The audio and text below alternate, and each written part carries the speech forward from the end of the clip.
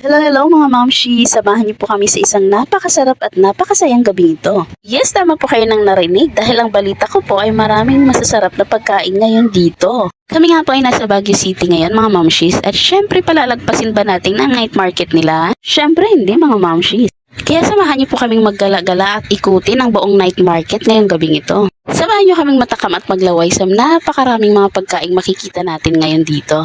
Tara mga mamshis! Ang night market nga po nila ay located sa Harrison Road, katabi po ng Burnham Park. Nagbubukas po sila tuwing 9 PM hanggang 4 AM. At pagpasok nga po natin ng kalsada ay syempre mawawala ba naman ang mga damit pagdating sa night market? Bumungad nga po sa amin ang talaga namang mga mura at quality mga ukay-ukay. Dito nga din sa may sidewalk nila ay merong mga nagmamasahe. Kung napagod kayo nag-ikot-ikot o pagod kayo galing trabaho, pwede po kayo magpamasahe dito.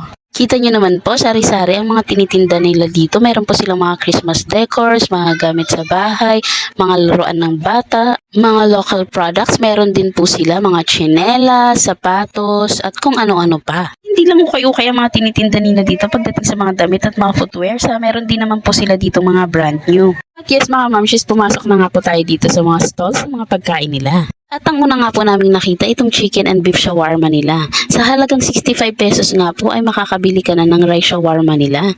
Diba ang mura mga mamshi? Sumunod nga itong corn stall nila, meron silang nilagang mais, corn cheese at binatog. At ito nga shawarma na to, kahit saang sulok ka ata ng Baguio magpunta, meron kang makikitang nagtitinda ng ganito. Syempre ang star of the night na talaga namang pinipilahan kahit saang sulok ng Pilipinas tuwing gabi, ito ang ating grilled balot. O diba ang sarap?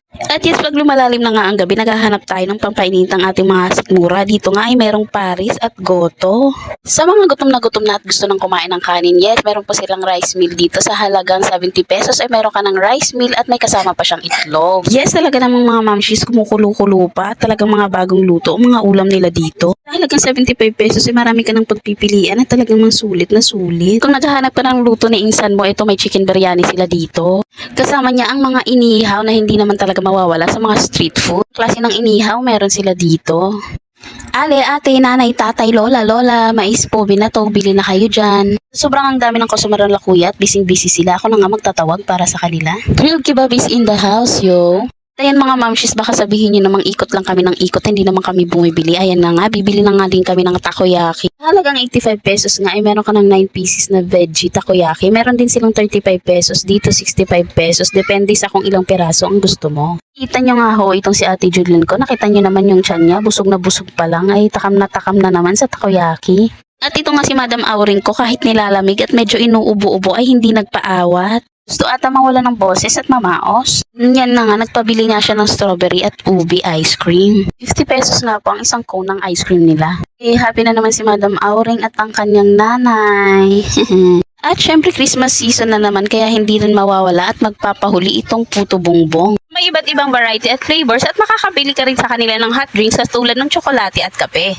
At meron din silang mga Korean fried foods kinemerot dito. Meron silang mga tempura dito, corn dog, meron din silang mga kimchi at kung ano-ano pa. At for the banlog na nga ang mga persons, kaya naman balak na naming umuwi sa oras na ito. Kaya umikot lang kami ng konti at uuwi na rin kami dahil wala na nga rin kaming pambili.